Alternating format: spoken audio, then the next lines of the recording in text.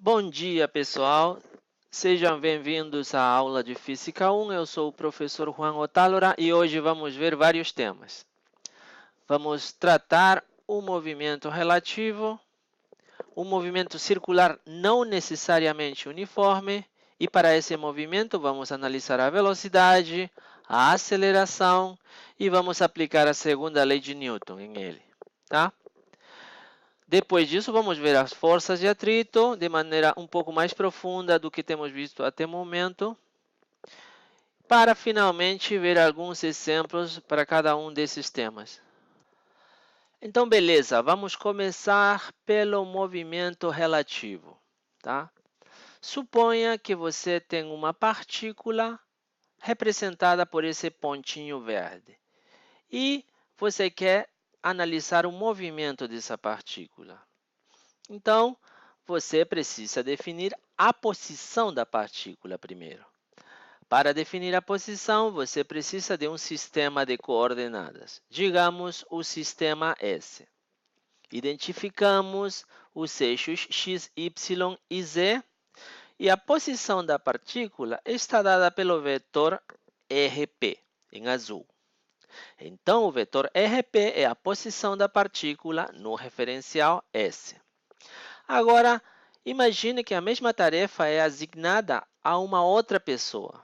Como a outra pessoa pensa diferente de você, o sistema que ela vai utilizar vai ser outro.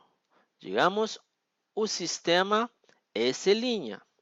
Essa pessoa identifica os eixos também, x', y' e z'. Esses dois sistemas são diferentes, né? Para a outra pessoa, né, a posição da partícula, então, está dada pelo vetor verde RP'. Tá? Então, RP' é a posição da partícula no referencial S'. Na física, é muitas vezes necessário encontrar a relação entre os vetores posição para um sistema e posição para o outro sistema. Quer dizer, a relação entre os vetores RP e RP' para esse exemplo. E isso fica fácil definindo a posição de um sistema em relação ao outro. Então, isso pode ser, por exemplo, o vetor rosa, RS', que é a posição da origem do referencial S' no referencial S. E agora fica fácil encontrar a relação entre os dois vetores posição. Se você observa esse triângulo formado pelos vetores RP, RP' e RS', você encontra facilmente que o vetor RP é igual ao vetor RS' mais o vetor RP'. E essa é a relação, então, que estávamos procurando, que relaciona a posição de um objeto em um sistema com a posição do mesmo objeto em outro sistema. Agora, eu gostaria de encontrar a relação entre as velocidades da partícula em cada um dos sistemas. Para isso, eu vou utilizar essa equação aí e eu vou derivar cada um dos termos em função do tempo. Tá?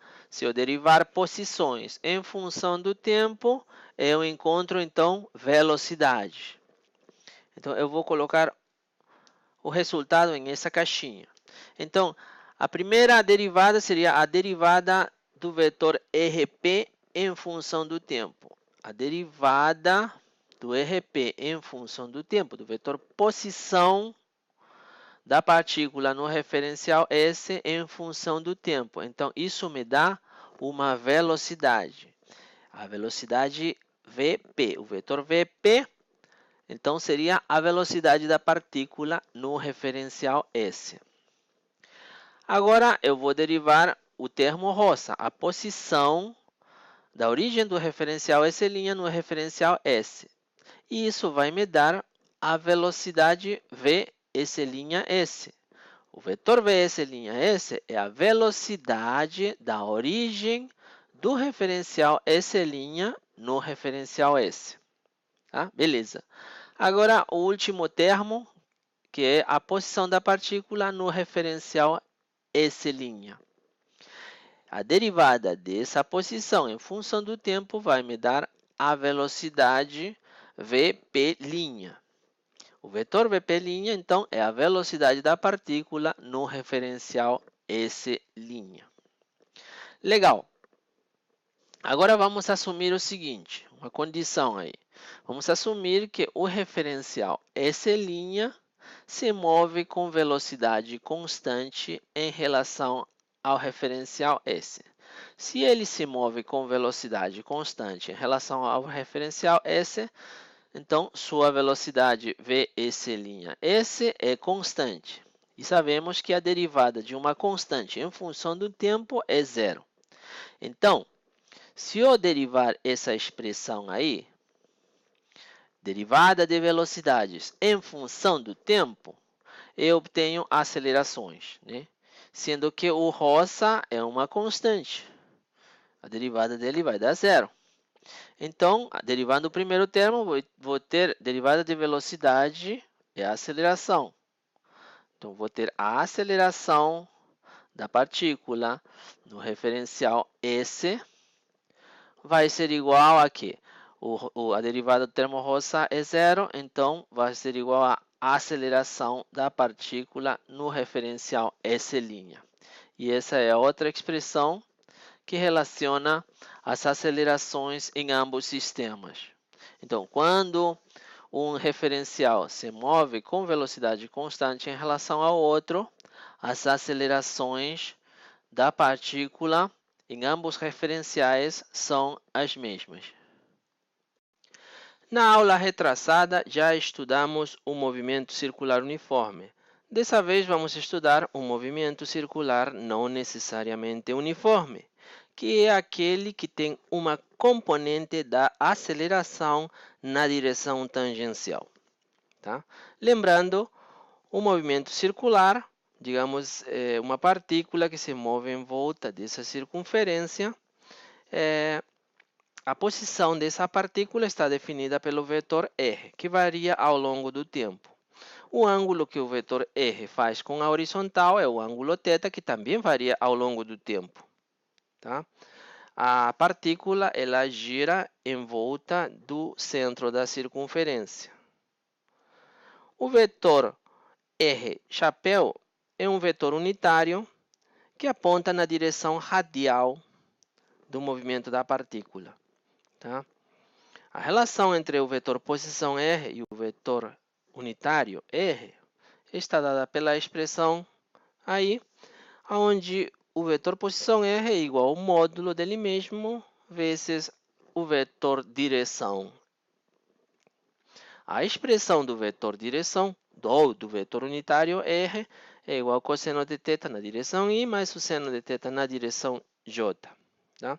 Além desse vetor unitário, temos o vetor unitário θ chapéu, que indica a direção tangencial à trajetória da partícula. Tá? A expressão do vetor unitário θ é aquela, é menos seno de θi mais cosseno de θj. Tá? Ainda é válida a condição de que a velocidade da partícula é tangente à trajetória da mesma. Quer dizer que a velocidade da partícula em aquele ponto indicado pelo vetor R segue a direção do vetor unitário θ. Somente tem essa componente. Então, isso é válido para o movimento circular uniforme e também para o movimento circular não necessariamente uniforme. Então, vamos estudar melhor essa velocidade. Então, primeiramente, vamos demonstrar que a velocidade é tangente à trajetória, tá? Velocidade. A velocidade é um vetor. Ele é alguma coisa na direção radial, mais alguma coisa na direção tangencial. Eu vou chamar essas componentes de VR e Vθ, né? São as componentes da velocidade na direção radial e tangencial. e quero encontrar quais são os valores delas, né? Sabemos que a velocidade é a derivada em função do tempo da posição, né? Isso é igual a derivada em função do tempo do vetor r. E o vetor r é igual ao seu módulo vezes a direção, né, denotada pelo vetor unitário r.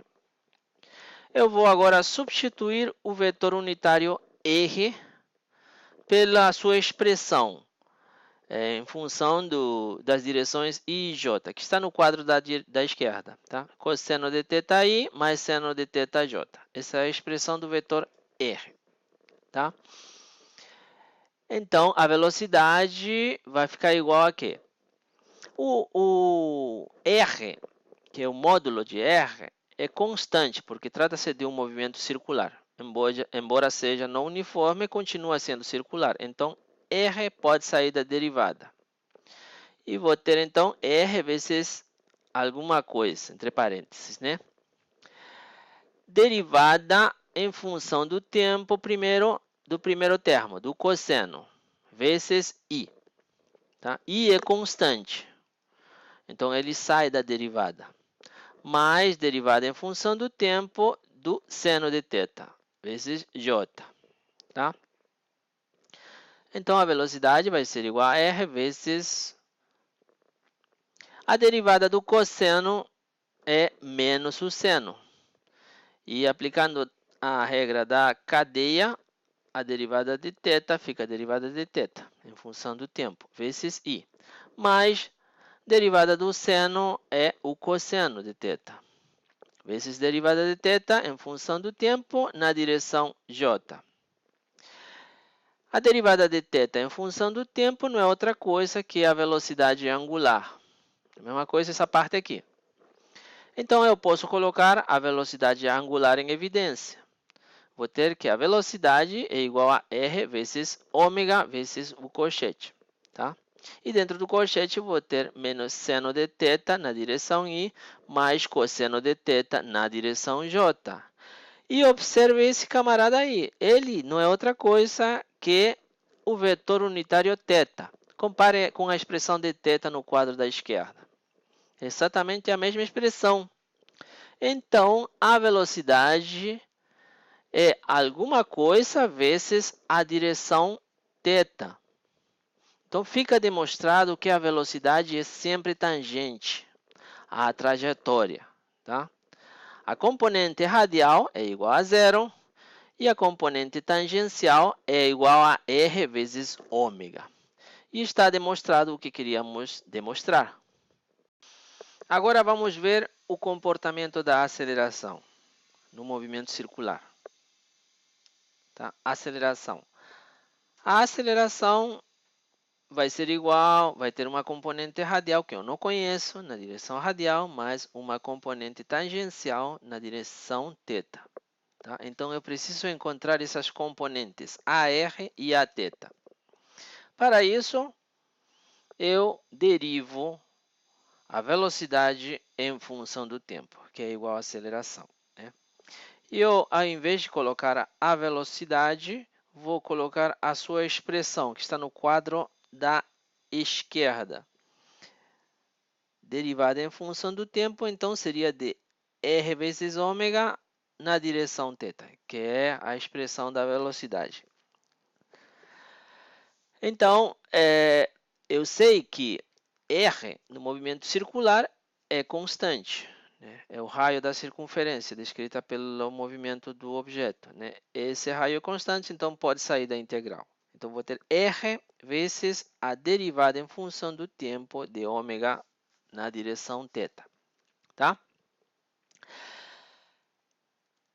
Então, a aceleração vai ser igual a r vezes a derivada de um produto. Observe que agora θ varia com o tempo. Né? E ômega também pode variar com o tempo, porque não se trata do movimento circular uniforme. Trata-se do movimento circular não necessariamente uniforme. Então, ômega pode variar com o tempo. Θ θ chapéu, né? O vetor unitário θ varia com o tempo porque é um movimento circular, a direção tangencial fica mudando o tempo todo, tá? Então, a derivada do produto vai ser igual a R vezes derivada do primeiro termo em função do tempo na direção θ, vezes o segundo termo, né? Mais R vezes o primeiro termo vezes a derivada do segundo termo em função do tempo. Legal. A derivada da velocidade angular em função do tempo eu vou chamar de alfa. E ela é conhecida como a aceleração angular, né? É a variação da velocidade angular com o tempo, né? Seria a aceleração angular. Tá? Então, a aceleração vai ser igual a R vezes a aceleração angular na direção θ, mais R vezes ômega. E eu agora vou substituir o vetor unitário θ pela sua expressão em função do tempo, na sua expressão nos eixos x, y, tá? Que seria menos seno de θ i mais cosseno de θ j, tá? Então, a aceleração vai ser igual a R alfa θ chapéu mais R ômega e a derivada agora de cada termo dentro do cochete, né? Seria menos derivada em função do tempo do seno vezes i mais derivada em função do tempo do cosseno vezes j, tá? A derivada em função do tempo do seno é igual ao cosseno de θ. Aplicando a regra da cadeia, isso vai ser vezes derivada de θ em função do tempo. A mesma coisa para a derivada em função do tempo do cosseno. Vai ser menos o seno vezes a derivada de θ em função do tempo. A derivada de θ em função do tempo é a velocidade angular, aqui e aqui, tá? Então, a aceleração vai ser igual a R alfa θ mais menos. Agora estou colocando o menos porque dentro do cochete os dois termos têm o sinal menos. Então, vamos colocar esse menos em evidência, tá? Vamos ter R vezes ômega. Dentro do cochete, em ambos termos, também temos o ômega se repetindo. Então, vou tirar esse ômega também para fora, vai ficar em evidência, multiplicado pelo ômega que está aí já fora, vai ficar ômega ao quadrado. Tá? Então, dentro do cochete, vamos ter cosseno de θ na direção I, positivo, porque o sinal já saiu para fora, mais seno de θ na direção J. E o termo que está dentro do cochete não é outra coisa que o vetor unitário R. Então, a aceleração vai ficar igual a R vezes alfa na direção tangencial menos R ômega ao quadrado na direção radial. E essa é a fórmula que estávamos procurando. E já encontramos, então, as componentes da aceleração. A componente tangencial, a θ, é essa daí, né? Que acompanha o vetor unitário θ. É igual a R vezes alfa. E a componente radial da aceleração é igual a menos R vezes ômega ao quadrado. Tá? A componente tangencial vai ser igual a R vezes alfa é igual a derivada da velocidade angular em função do tempo, né? E a velocidade angular também podemos substituir ela pela derivada do ângulo percorrido em função do tempo. Então, vai ficar R vezes derivada ao quadrado de θ em função do tempo ao quadrado. A aceleração radial, podemos colocar a mesma expressão aí, menos R ômega ao quadrado, não mudamos nada, né? Podemos multiplicar por R, vai ser isso, e para se manter a igualdade, precisamos dividir por R também. Tá? Não fizemos nada, tá? Apenas, a mesma coisa, multiplicamos por R e dividimos por R. Então, multiplicamos por 1. Não fizemos nada. É isso. Essa parte R ômega, sabemos que é igual ao módulo da velocidade.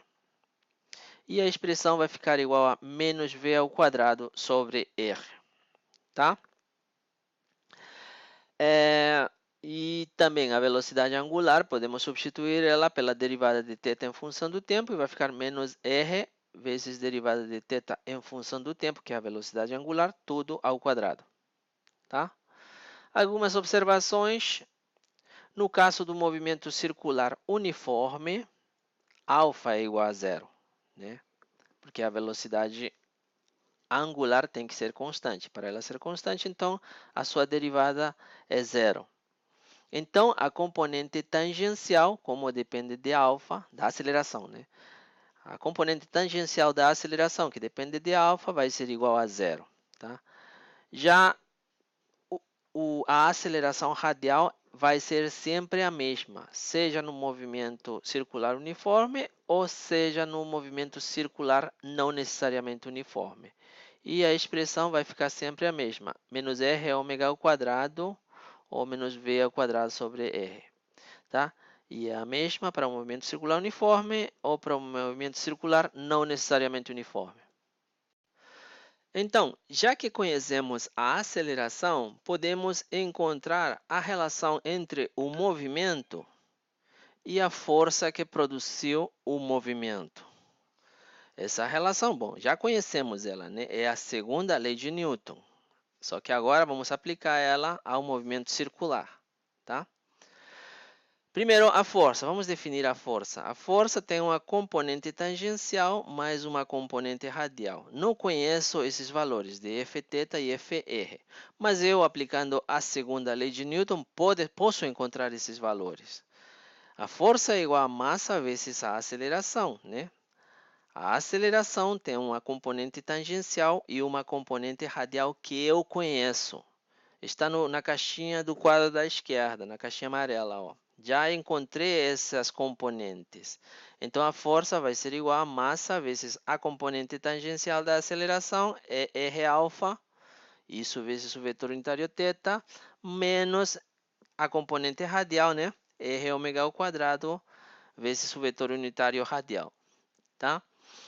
Então, multiplico termo a termo, vou ter mr alfa na direção θ menos m ômega ao quadrado, mr ômega ao quadrado na direção radial, tá? E beleza, já encontrei as componentes da força em cada uma dessas direções. Na direção tangencial, a força é igual a menos mr alfa, e essa é a componente tangencial da força, né? A componente radial é igual a menos mr ômega ao quadrado, e isso também é igual a menos mv ao quadrado sobre r. Essa é a componente radial da força e ela é também conhecida como força centrípeta. Pessoal, vamos ter que mudar novamente de tema. Vamos ver agora as forças de atrito. E após essa aula você vai entender muito bem a diferença entre força de atrito estático, força de atrito cinético e força de atrito estático máxima. Suponha que você tem um bloquinho que está em equilíbrio. E suponha que não aplicamos nenhuma força adicional sobre o bloquinho. Então, o bloquinho permanecerá em repouso. Agora, suponha que aplicamos uma força horizontal sobre o bloquinho. Em resposta, e por causa da interação entre o bloquinho e o chão, surge uma força de atrito estático que se opõe a um movimento ou à tendência ao movimento. Nesse caso, é tendência ao movimento. Tá? Porque o bloquinho não vai se mover, porque a força que aplicamos é insuficiente para vencer a força de atrito estático. Nesse caso, o regime de atrito é um regime de atrito estático. O módulo da força de atrito vai ser igual ao módulo da força aplicada, então o bloquinho permanece em repouso. Suponha que aumentamos a força aplicada. Em resposta, a força de atrito também aumenta, permanecendo em regime de atrito estático, permanecendo a força de atrito, o módulo dela, igual ao módulo da força aplicada e permanecendo o bloquinho ainda no repouso. Tá? Suponha que aumentamos ainda mais a força, mas ainda ela é insuficiente para vencer a força de atrito estático máxima. Então, em resposta, a força de atrito também vai aumentar. né? Permanecendo ainda em atrito estático, o módulo da força de atrito é igual ao módulo da força aplicada e permanecendo o bloquinho em repouso, tá? Agora suponha que aumentamos tanto a força aplicada que conseguimos vencer a força de atrito estático máxima. Nesse caso, vamos mudar de regime. Já não estamos no regime estático.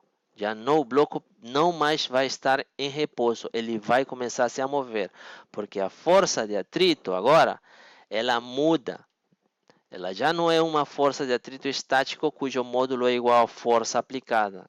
Ela muda para uma força de atrito cinético, menor que a força aplicada. Então, mudou o regime, agora é atrito cinético.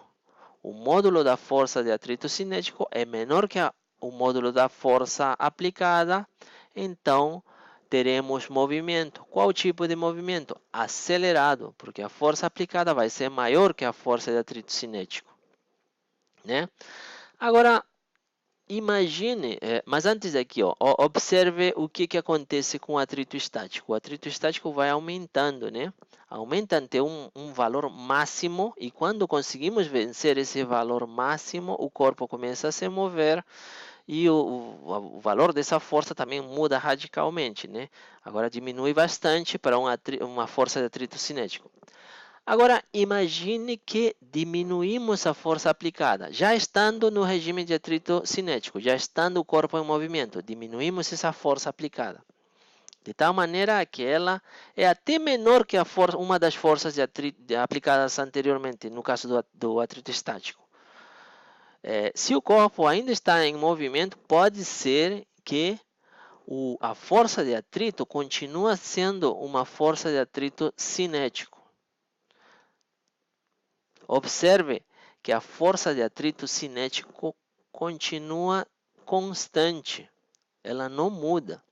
Então, no regime de atrito cinético é diferente do regime de atrito estático. No regime de atrito estático, na medida que vamos aumentando a força de atrito aumenta também. Até vencermos a barreira da força de atrito estático máximo e passamos ao atrito cinético, onde, independente do valor da força que apliquemos, a força de atrito cinético permanece sendo a mesma. No caso do atrito estático, existe uma relação entre a força de atrito estático máxima, tá? Máxima, e a normal. Elas são proporcionais. A força de atrito estático máxima é proporcional à normal. E sabemos que a proporcionalidade muda para uma igualdade quando aplicamos um coeficiente, né? Esse coeficiente é chamado de coeficiente de atrito estático. Então, a força de atrito estático máxima é igual ao coeficiente de atrito estático vezes a normal. Não é qualquer força de atrito, tá?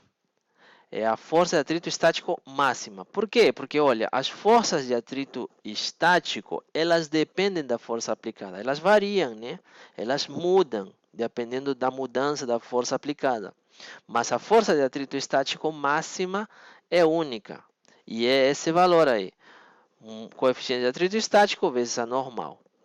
Então, qualquer força de atrito estático, ela sempre é menor ou igual a essa força de atrito estático máxima.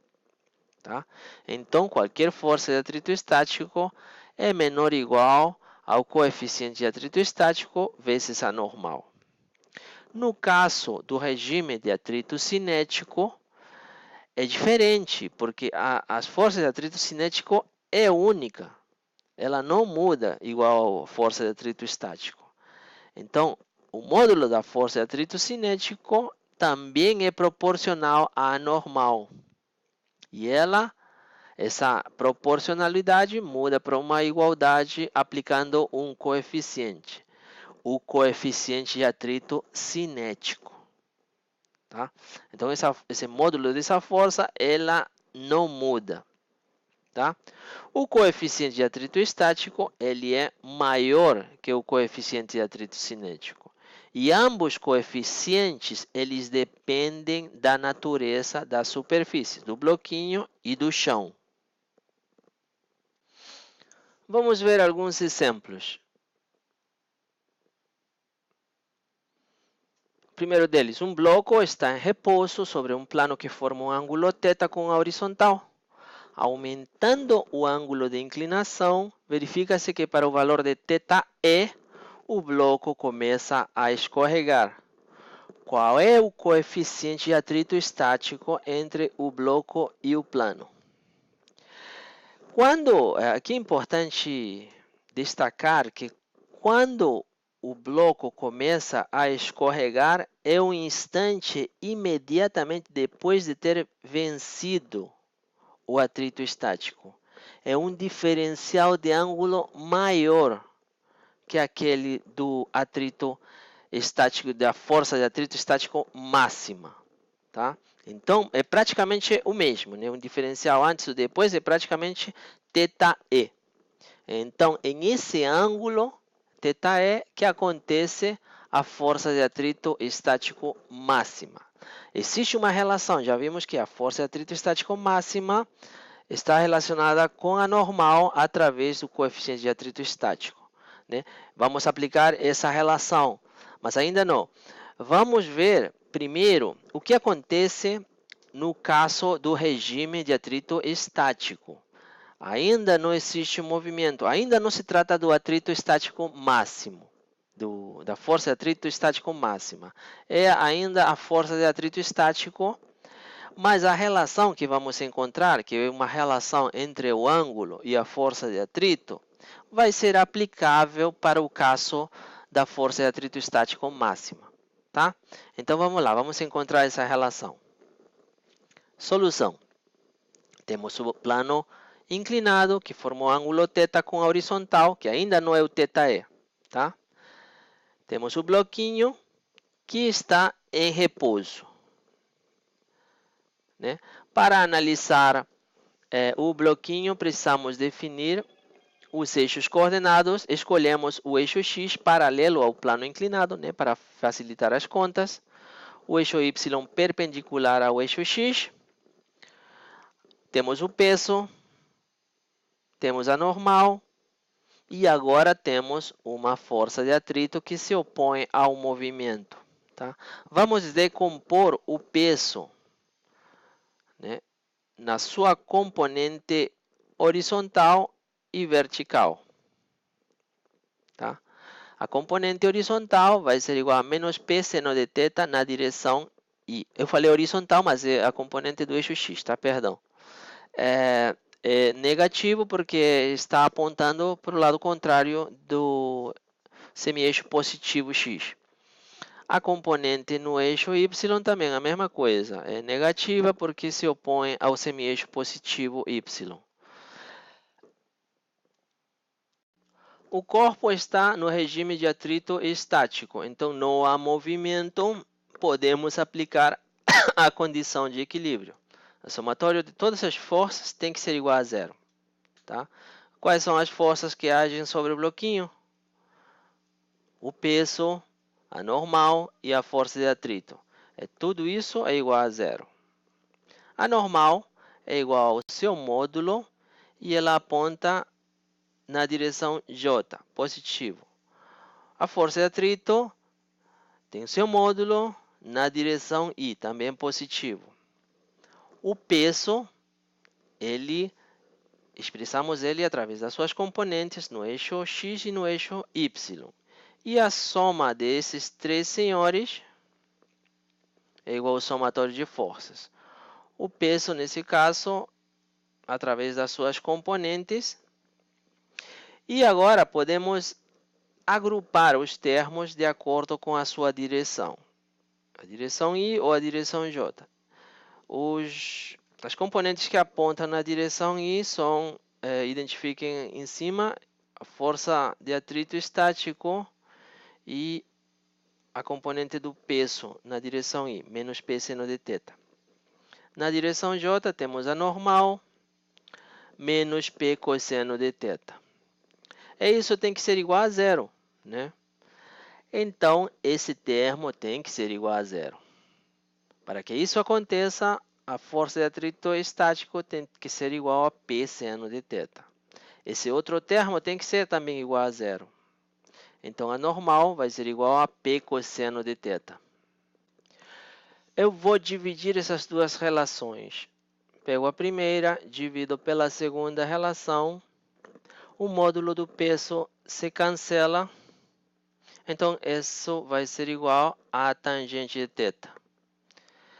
Vou ter que o módulo da força de atrito estático vai ser igual ao módulo da normal vezes a tangente de θ.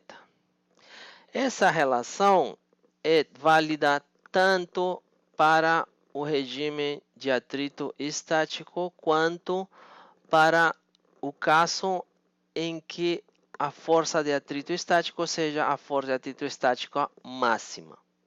Tá? E em esse momento é a iminência do movimento. É o momento em que θ é igual a θe. Um diferencial antes é quando acontece a força de atrito estático máximo. E um diferencial antes, tínhamos dito que é praticamente o mesmo ângulo θe. Tá? É o limite de atrito estático, é o limite do equilíbrio. É quando é na iminência do movimento.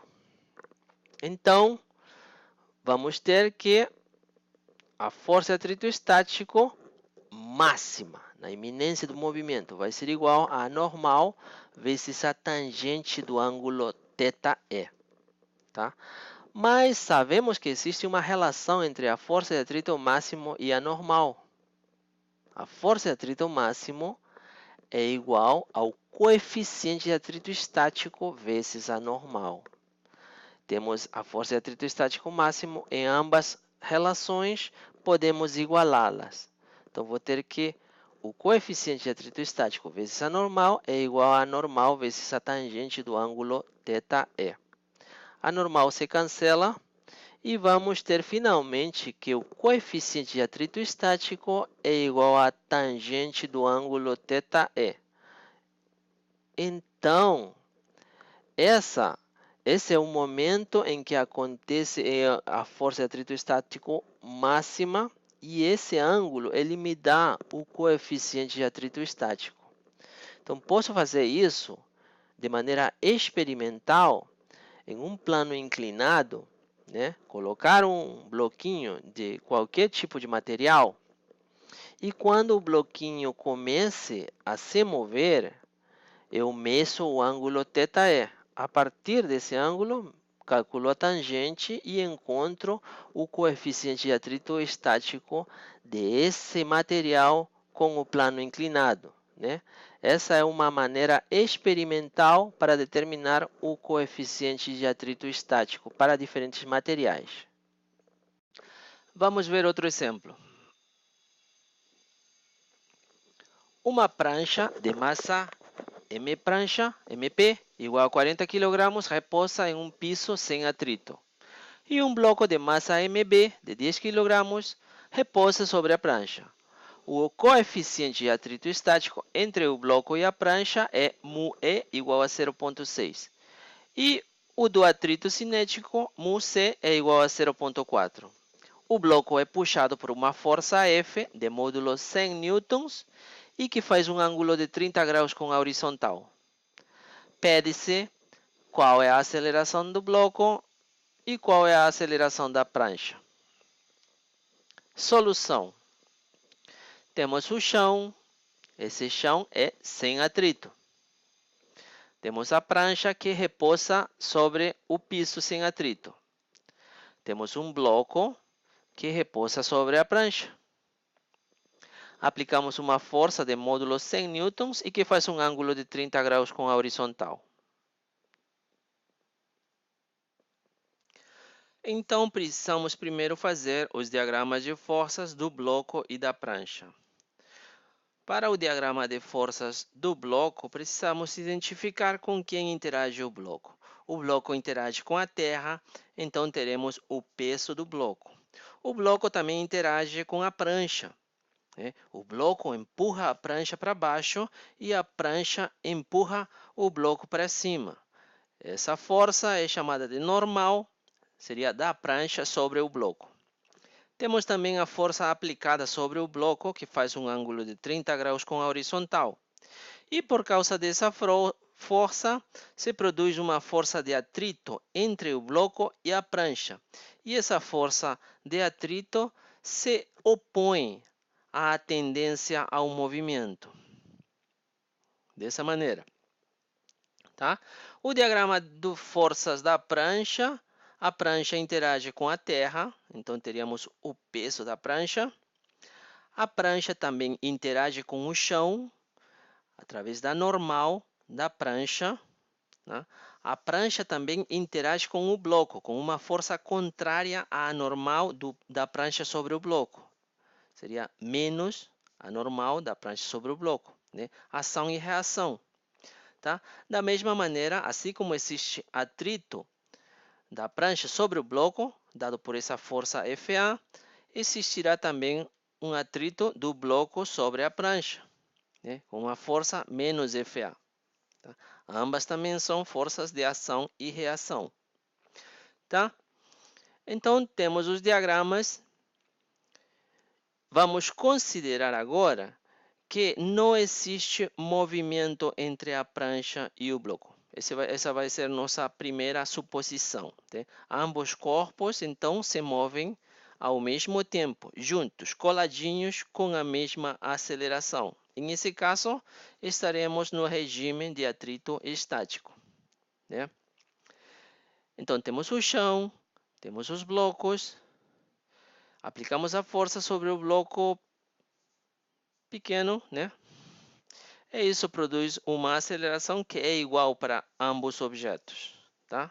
Não existe movimento relativo entre o bloco e a prancha. O movimento acontece no eixo horizontal. Então, vamos aplicar a segunda lei de Newton para o eixo X, o eixo horizontal, para ambos objetos. No caso do bloco, no eixo horizontal temos duas forças. Olha o diagrama de forças do eixo do bloco. Temos a força aplicada, fazendo um ângulo de 30 graus, então sua componente horizontal vai ser o módulo dessa força vezes o cosseno de 30 graus. Né? E a força de atrito. Tá? Somatório de forças, então, no eixo X, para o caso do bloco, vai ser igual a massa do bloco vezes a aceleração. Tá? Então, vamos ter força, módulo da força aplicada vezes o cosseno de 30 graus. E aí, nesse caso, olha, ele está positivo. Estamos considerando positivo o sentido que vai para o lado esquerdo. Então, a força de atrito, nesse caso, ela vai estar com sinal negativo.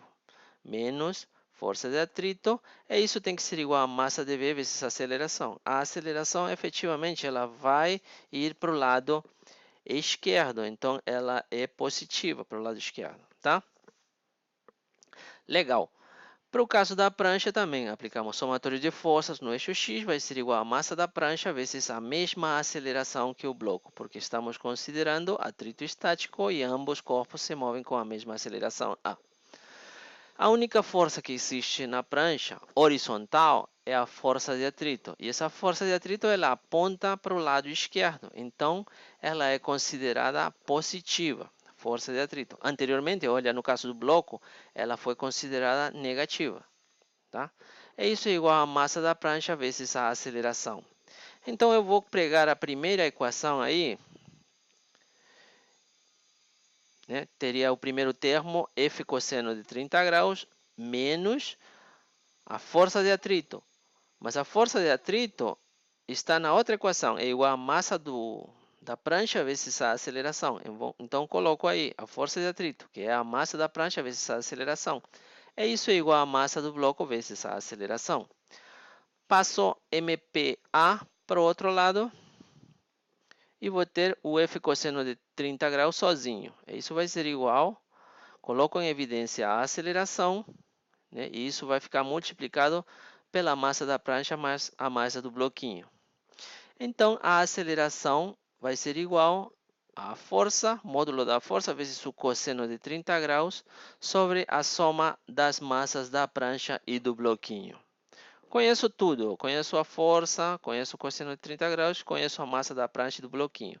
Então, substituindo aí, a força é 100 newtons, o cosseno de 30 graus é raiz de 3 sobre 2, a massa da prancha 40 kg e a massa do bloquinho 10 kg. Então, fazendo as contas, vou encontrar que a aceleração é igual a 1,73. E aí eu pergunto, essa é a resposta? Não, né? A resposta, quando você coloca a resposta de uma aceleração, não pode ser um número. Precisa indicar também as unidades. Se não tem as unidades, é a metade da resposta respondida, tá? Então, agora sim, essa sim pode ser uma aceleração, mas é a resposta do problema? O problema pergunta, né? Qual é a aceleração do bloco e qual é a aceleração da prancha? Se considerarmos que não há movimento relativo entre o bloco e a prancha, então essa seria a resposta, tá? E como saberíamos se essa resposta está certa? Pode ser que esteja errada, porque pode ser que tenhamos considerado atrito estático e não se trate de atrito estático. Como verificamos isso? Calculamos a força de atrito estático nesse caso e comparamos com a força de atrito estático máximo. Se essa força de atrito que produz essa aceleração é maior que a força de atrito estático máximo, então o nosso problema está mal resolvido, tá? Então vamos lá, a força de atrito está lá em cima, ó. É igual a massa da prancha vezes a aceleração. Eu tenho a massa da prancha, ela é 40 kg. A aceleração, acabei de encontrar ela aí. Então a força de atrito vai me dar 69,2 newtons. Então vamos comparar essa força de atrito estático com a força de atrito estático máxima. A expressão para a força de atrito estático máxima é: a força de atrito estático máxima é igual ao coeficiente de atrito estático vezes a normal. Qual normal? A normal da prancha sobre o bloco. Coloquei aí o diagrama de forças para poder identificar melhor, diagrama de forças do bloco, né? Para poder identificar melhor as forças que atuam sobre ele, tá? Para encontrar a normal da prancha sobre o bloco, precisamos aplicar no bloco a condição de equilíbrio no eixo vertical. Somatório de forças no eixo Y tem que ser igual a zero. Que forças agem no eixo Y? Teremos a normal da prancha sobre o bloco, o módulo dela, né, com sinal positivo, pois aponta para cima. Vamos ter também uma componente da força aplicada F para a vertical, que seria F vezes seno de θ, com sinal positivo, pois também sua componente aponta para cima. E isso tem que ser igual ao peso ou ao módulo do peso do bloco, tá? Passamos F seno de θ para o outro lado, então vamos ter que a normal da prancha sobre o bloco vai ser igual a peso do bloco menos F seno de θ. A normal da prancha sobre o bloco vai ser igual peso do bloco, seria massa do bloco, que é 10 kg, vezes a aceleração da gravidade, menos força aplicada é 100 newtons, vezes o seno de θ, que é o seno de 30 graus, é 1/2. Então, isso vai dar 10 vezes 9,8, 98 newtons. 10 vezes 1/2, 50 newtons. E isso dá finalmente 48 newtons.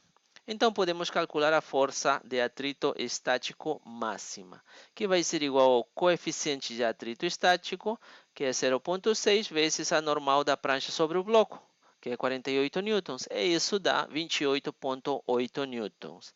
E isso não pode. Por quê? porque a força de atrito que calculamos anteriormente é 69,2 e ela não pode ser maior que a força de atrito estático máxima.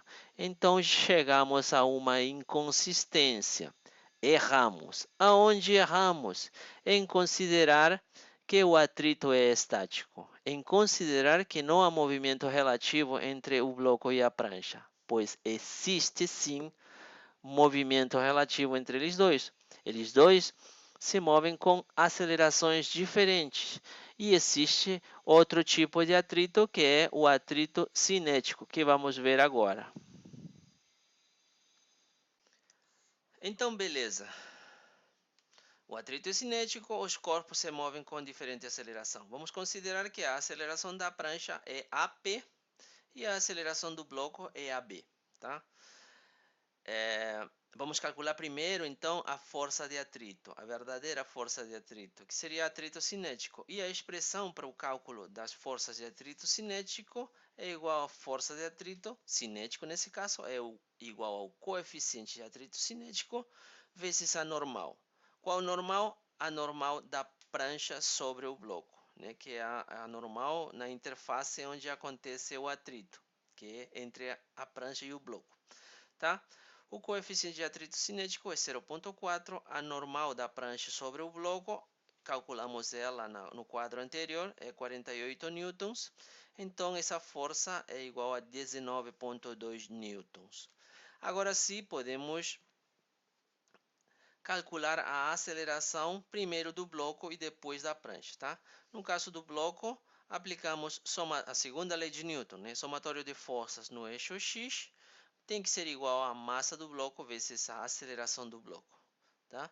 No eixo X, observe o diagrama de forças do bloco, que está no quadro anterior, tá?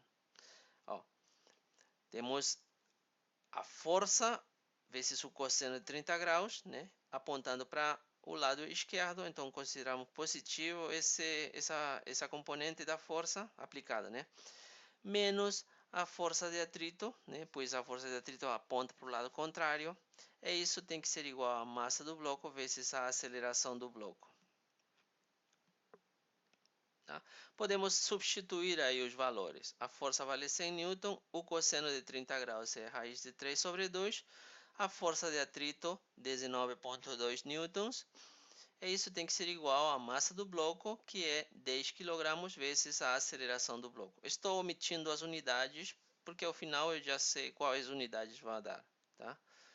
Então, aqui posso encontrar que a aceleração do bloco é 6,6 metros por segundo ao quadrado, tá? Legal. Agora, a prancha. Somatório de forças no eixo X. Em cima da prancha tem que ser igual à massa da prancha vezes a aceleração da prancha, tá? No caso da prancha, a única força horizontal é a força de atrito. Então, a força de atrito com sinal positivo, né?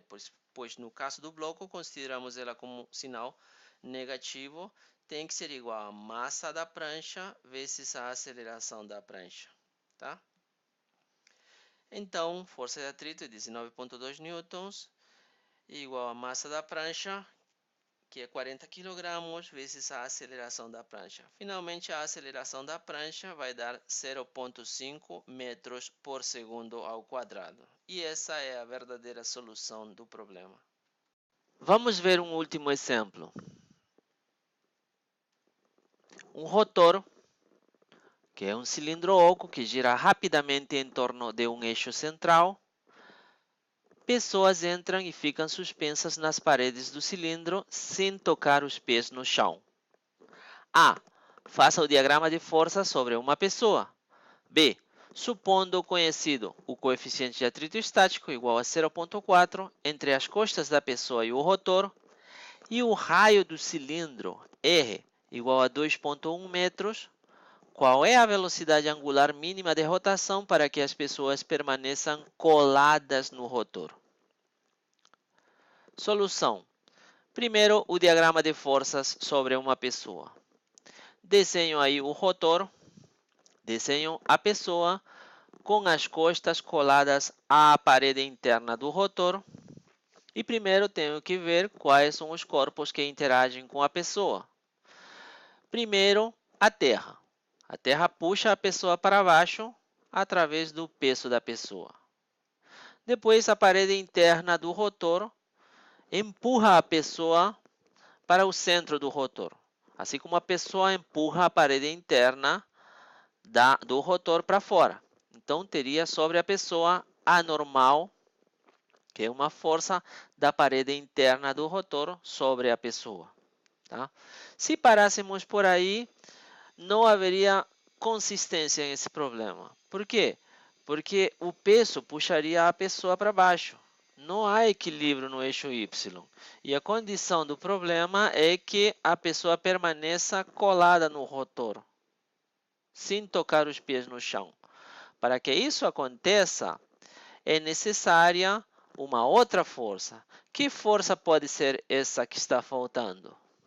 Seria uma força de atrito, contrária à tentativa da Terra de puxar a pessoa para baixo, né? Equilibrando então essa força de atrito ao peso. Essa seria uma força de atrito do tipo estático, né? Onde a pessoa e o interior do rotor permaneceriam em repouso, uma em relação à outra, né?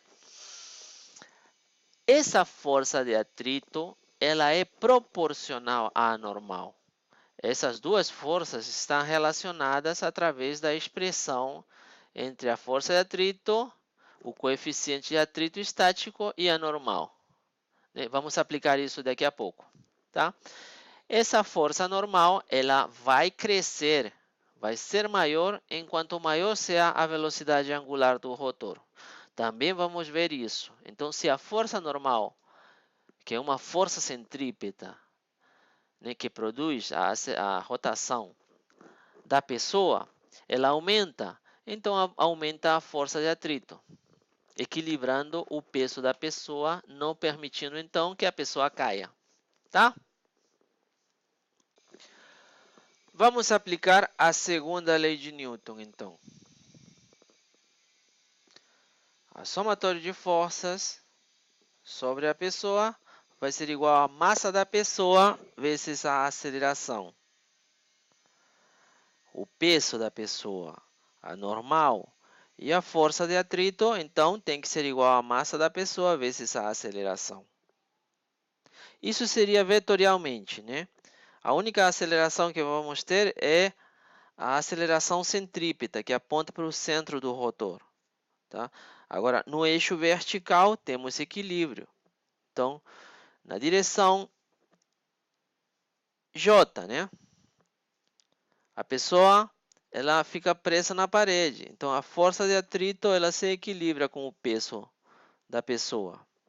Somatório de forças no eixo Y vai ser igual a zero. Então, força de atrito menos a massa vezes a gravidade, que é o peso da pessoa, tem que ser igual a zero.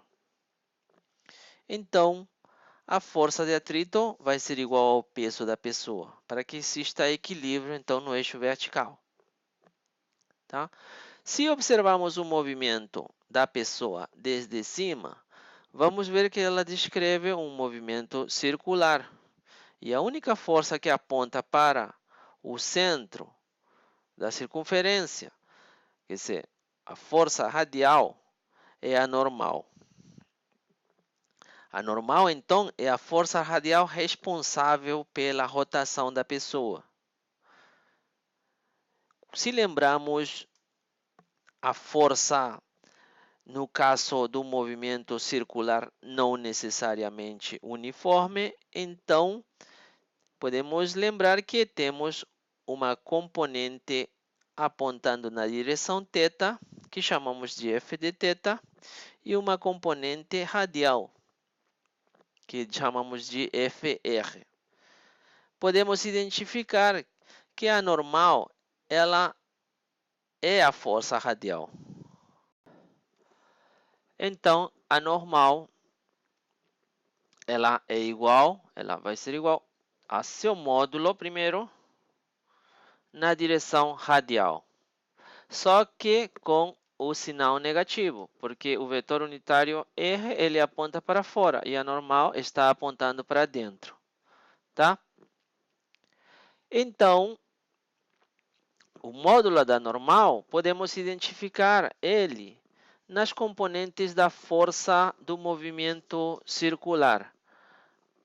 A componente da normal, a componente radial, é essa expressão aí, mr ômega ao quadrado. Então, essa vai ser o valor do módulo da normal, mr ômega ao quadrado.